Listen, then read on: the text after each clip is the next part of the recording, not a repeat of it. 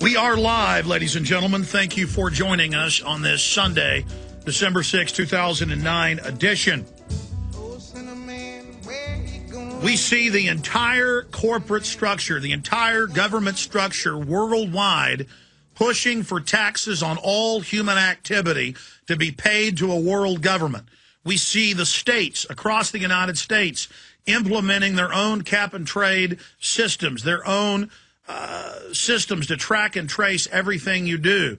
This is slavery. And in the IPCC United Nations Treaty that we've covered so many times on air, it states global government with control over all nations will be implemented through this plan. That's why it's so wonderful that 2 weeks ago, thousands of emails and documents, including the climate programs that the UN was using, got leaked. Now, Reuters and others are reporting that they believe Russians may have hacked this. But it doesn't matter who hacked it. They're saying they think Russian students there hacked it because it was released on a server out of Russia. But that doesn't make sense, because 6 weeks before that happened, it was leaked and given to the BBC and other British and U.S. media. And reporters, it's now come out, this has been in multiple newspapers, had the material and asked to be able to go with it with their editors, especially at the BBC, and were told no. And those reporters are saying that they got it from researchers inside of the East Anglia Climatology Center, the head UN center. Because if you're going to engage in fraud, you've got to have one place the fraud comes from to keep your story straight. But continuing along those lines, then I'm going to your phone calls, and then into the fact that Obama is cutting Medicare and Medicaid. That's the supposed liberalness of this guy in his government-run health care. You see, because the big banks that have bankrupted this country by design, they need all the money for themselves. And later, arming Goldman with pistols against the public. This is out of Bloomberg. I mentioned this a few days ago. I want to get into it today. How Goldman Sachs fears rioters attacking them, so they're arming themselves with weapons. This is out of Bloomberg Financial. First off, emails that rocked climate change campaign leaked from Siberian closed city, university built by KGB, UK Daily Mail. Suspicions were growing last night that Russian security services were behind the leaking of the notorious British ClimateGate emails, which threatened to undermine tomorrow's Copenhagen Global Warming Summit. And the UN is finally admitting that this does hurt them, because this is their main climate center. Again, the emails admit they're engaged in fraud, and they know the Earth's cooling. The ice cores, the tree rings, all the measurements, they have been caught lying about the thermometer data worldwide. The Earth has been cooling for 9 years. It was heating, part of a natural process. Even the UN's own reports say 2 to 6%, depending on which report, of warming, which itself is a fraud, is man-made. The UN says the seas will go up 1 foot. The UN is being forced to admit that's a fraud now. But Schwarzenegger is giving speeches saying it may raise 10, 20, 30, 40, even 50 feet. Just totally made up. No one is saying that's true, except for John P. Holdren, White House science czar, who got grilled in Congress about saying it would rise 13 feet this week.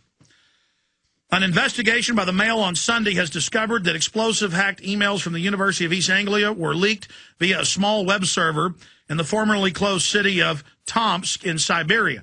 Russian news reported this a week ago, but they're not saying Russia is the ones that got it out, because they're pointing out that it was on other university servers.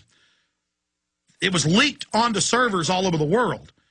The leak scandal has left the scientific community in disarray after claims that the key climate change data was manipulated in the run-up to the Climate Change Summit of world leaders. The row, or fight, erupted when hundreds of messages between Science University of Climatic Research Unit and their colleagues around the world were placed on the internet along with other documents. Like the computer program, which we have posted up on Infowars.com, where there are computer programmer notes how to engage in fraud and how to hide the decline in temperature. So that is just some of what's coming up today. But again, not Alex Jones, not Lord Monckton, not Senator Inhofe, not Ron Paul. We're not the ones saying this. Ban Ki-moon, the Secretary General of the United Nations, Herman von Rompuy, the new head of the EU, Al Gore, Gordon Brown. Well, I played all these clips last week. I'm not going to play them again because of time. If you go to YouTube and type in Von Rompuy or Von Rompuy, however you pronounce it, world government, his clips come up where he's saying it. If you go to the New York Times and type in Ban Ki-moon, his editorial, We Can Do It, comes up where he says the heart of global government is the taxation system of climate change. They're all saying it. Now, 14 years ago, I would read official UN documents on air, and people would just say I was lying and making it up. You cannot live in denial about this anymore. World government is real. The New World Order is real. The banks bankrupting our society to take control in their own documents is real. The fact that carbon dioxide is what plants breathe is true. Carbon dioxide is not toxic. One volcano puts off more carbon dioxide than 100 years of human activity. This is a fact. I could continue ranting about this, but the World Government Treaty, in the treaty it states that if your nation signs on to it, you are bound by international law to never be able to get out unless there is a unanimous vote by every signatory. That'll be over 190 that are in attendance. If there's a unanimous vote, it doesn't take a unanimous vote to pass it, only a majority vote. It doesn't take a unanimous vote to pass it. It only takes a 51%. But once you sign on to it, it takes 100% for you to get out of it. That is impossible. That is right out of Dictatorship 101, ladies and gentlemen.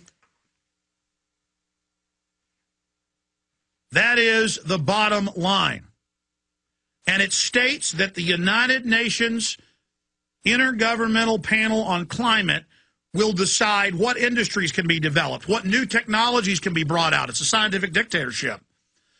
It decides what taxes to be put on all carbon dioxide, and all greenhouse gases. And they state one-child policy worldwide, taxes on all meat, taxes on all petrochemicals, taxes on all natural gas, taxes of at least 50% on all coal. And half the energy in the country or more, 51% comes from coal. This is a total world government takeover.